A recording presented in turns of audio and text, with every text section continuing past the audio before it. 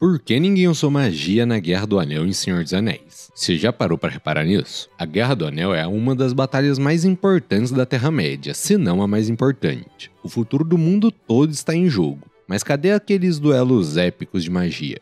Cadê as bolas de fogo, os raios, os magos lutando com feitiço? O Gandalf luta contra o Balrog, mas a gente quase não vê nada dessa luta. O Saruman, que era o chefe dos magos, fica trancado, quase que a guerra toda. E o Sauron, que é o grande vilão e que todo mundo tem medo, nunca aparece pessoalmente. E hoje eu vou explicar o porquê que isso acontece. E a resposta mostra que o Tolkien pensava sobre magia de um jeito totalmente diferente de outros autores. No final, você ainda vai entender por que a Guerra do Anel não podia ser vencida com magia e o porquê essa foi a melhor decisão que o Tolkien já tomou. Então, sem enrolação, vamos lá. Só antes, não se esquece de, por favor, se você não está inscrito, se inscrever aqui no canal. A gente está com a meta de atingir 10 mil inscritos até o final do ano. Me ajuda aí nessa meta, por favor. E bom, antes da gente entender o porquê que a gente não vê magia na guerra, primeiro a gente precisa saber o que o Tolkien entendia como magia. E bom, ele não gostava muito desse termo. Nas cartas dele, especialmente na famosa carta de número 155, ele explica que na Terra-média não existe uma diferença clara entre magia e arte. O que os humanos acham que é magia élfica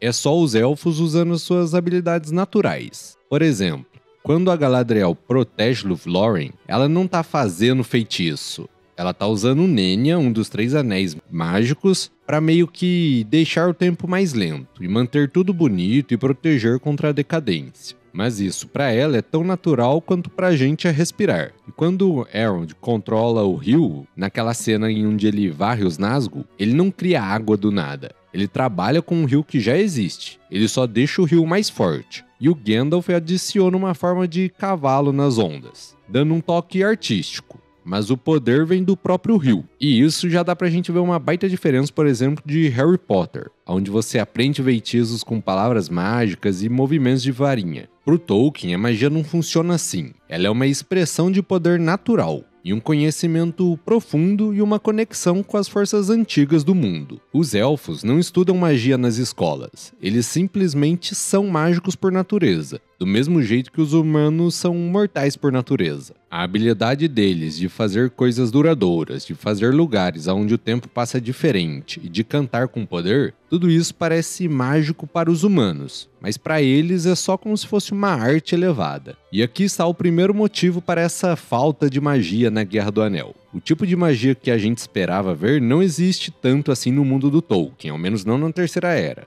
Lá não tem bolas de fogo porque essa ideia de videogame simplesmente não é como o Tolkien imaginava o mundo dele. Mas tem outro motivo importante. A Terceira Era é um tempo onde o poder está diminuindo muito na Terra-média. E isso não foi por acaso. O Tolkien planejou isso desde o início. Vamos voltar no tempo. Na Primeira Era, coisas absurdas aconteciam. Fingolfin desafiando Morgoth, Lúthien cantando e fazendo Morgoth dormir no próprio trono, o Fëanor criando as Silmarils, que eram joias que continham a luz das 2 árvores primordiais. Era tudo com muito poder. A Primeira Era é onde a gente mais podia ver essas coisas. Na Segunda Era, ainda tinha muita coisa acontecendo. O Sauron criando os Anéis de Poder, a queda de Númenor, Gil-galad e Elendil enfrentando o Sauron cara a cara, o poder ainda estava presente ali, mas na Terceira Era é onde tudo mudou. Os Valar se afastaram para as Terras Imortais depois da Primeira Era, e eles pararam de interferir nos assuntos da Terra-média. Principalmente depois que Númenor afundou no final da Segunda Era. Ali foi o final, e eles não vão mais aparecer para resolver os problemas. Os elfos mais poderosos foram embora para Valinor através dos Portos Cinzentos. Galadriel e Elrond são exceções. Eles ficaram, mas são mais fracos que os elfos da Primeira Era. Inclusive, se você quiser uma lista dos elfos mais fortes de toda a história da Terra-média, deixa aqui nos comentários que eu trago pro canal.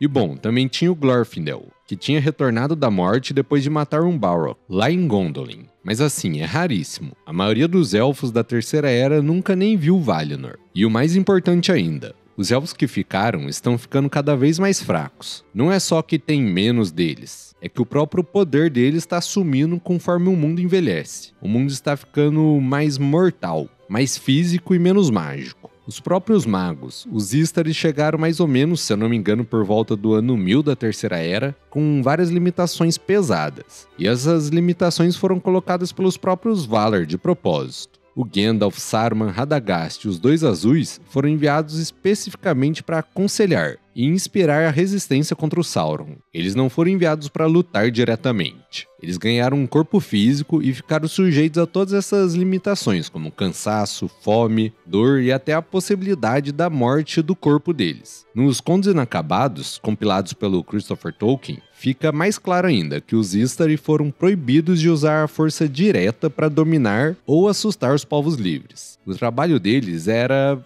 trabalhar através dos outros e não resolver tudo sozinho por eles mesmos com magia e poder. Mas e o Sauron? Ele também tá muito mais fraco na Terceira Era. Quando Númenor caiu, lá no final da Segunda Era, o corpo de Sauron foi destruído. E ele eventualmente conseguiu um corpo novo, mas esse corpo era bem mais fraco.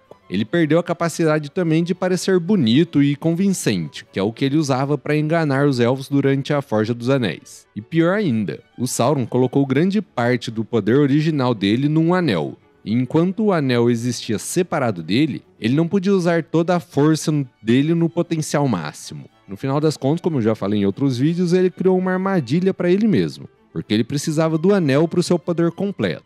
Então com isso a gente pode ver um panorama completo. Os Valar estavam ausentes, os Elfos estavam enfraquecendo, os Istari estavam limitados, e o Sauron estava mais fraco. A Terceira Era não tem duelos mágicos espetaculares porque simplesmente não tem poder concentrado suficiente nela para isso acontecer. Porém, ainda existem outros anéis de poder, certo? Especialmente os 3 anéis élficos, que Sauron nunca tocou neles. O Vilha com Elrond, o Nenya com a Galadriel e o Narya com Gandalf. Porque os donos desses anéis não usaram eles abertamente na guerra? E a resposta para isso é bem genial. Primeiro, vamos entender o que esses anéis fazem. Os 3 foram feitos por Celebrimbor sem envolvimento direto do Sauron, e o poder deles é basicamente de preservação, cura e resistência ao declínio. Eles não são armas de ataque. Agora, também tem o problema estratégico que foi explicado no Conselho de Elrond em usar os 3 abertamente. Isso revelaria a existência deles para o Sauron, e mesmo que Sauron nunca tenha tocado os 3, existe uma conexão indireta. Se o Sauron recuperar um, tudo que foi feito com os 3 poderia ser desfeito ou corrompido.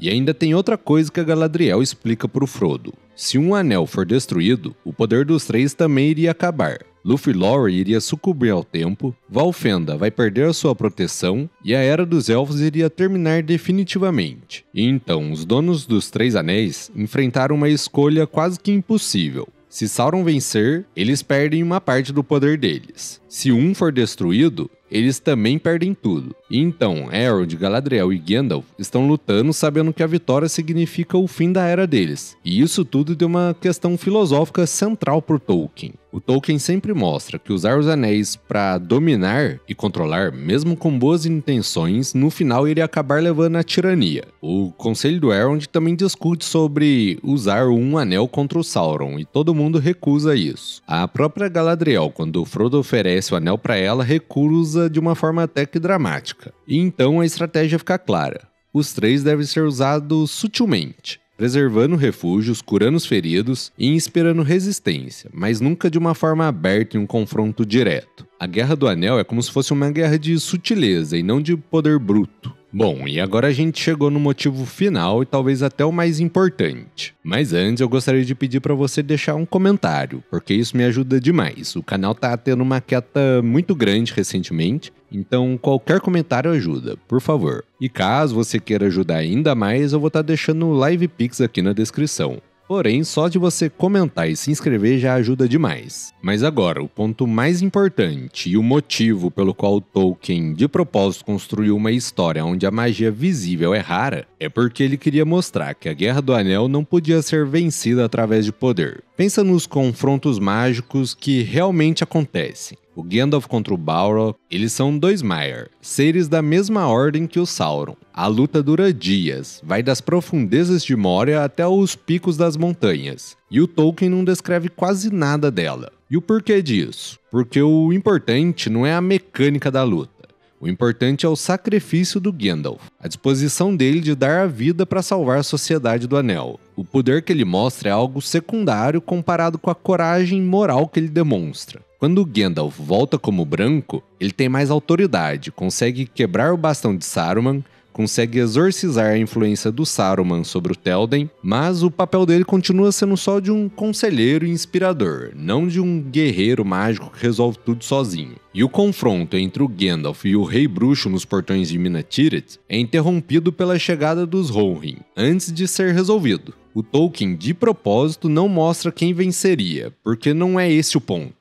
Apesar de que, se você quiser, eu trago uma análise aqui no canal de quem venceria. Na minha opinião, é claro. E enfim, e quando o Rei Bruxo finalmente cai, não é por uma magia poderosa. É por Elwyn, uma mulher que todos subestimaram, e Merry, um hobbit que ninguém achava importante. Nisso aí dá pra gente notar um padrão. O Tolkien sempre evita resolver os conflitos através de poder mágico bruto. A vitória vem da perseverança moral, da coragem improvável e do sacrifício pessoal de cada um dos personagens. E isso reflete experiências do próprio Tolkien na Primeira Guerra Mundial e a sua profunda desconfiança do poder e da dominação, mesmo quando aparentemente eles são usados pelo bem. A Guerra do Anel, no final das contas, é vencida pelo Frodo e pelo Sam, dois hobbits que não têm poder algum além da determinação e teimosia. E é claro, da amizade leal deles, que é um dos pontos mais importantes. Eles não carregam o anel até Mordor através da força ou magia, mas através da pura resistência moral deles. E só pra gente finalizar aqui, resumindo, o Tolkien construi um mundo onde o poder corrompe, onde a resposta para a tirania não é uma contra-tirania tão forte quanto,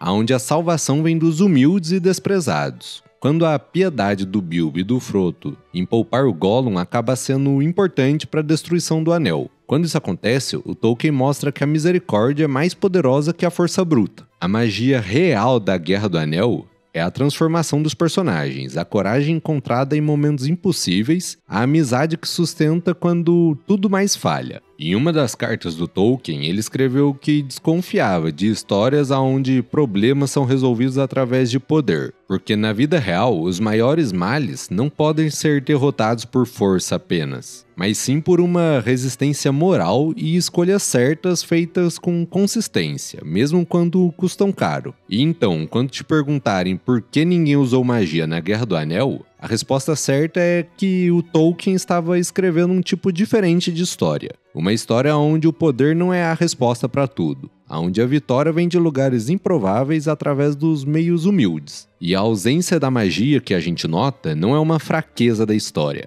é uma força quase que filosófica do Tolkien. É ele conscientemente rejeitando um caminho fácil para resolver os conflitos através de um deus ex machina, mágico. E ao invés disso, ele decide construir uma história onde o que importa é caráter, escolhas e coragem moral. E isso pro Tolkien é mais mágico do que qualquer bola de fogo. Agora, que eu ia adorar ver umas magias comendo solto, eu ia. Mas e aí, meu querido, você gostou desse vídeo? Se sim, por favor, não esquece de deixar o seu like e se inscrever no canal, porque isso me ajuda demais. E não esquece também de comentar e caso você queira, o LivePix está aqui. Agora, qual outro vídeo você quer ver no canal? Alguma análise, história completa, teoria, quem sabe? Comenta aí. Então é isso, fiquem com Deus, até a próxima e fui!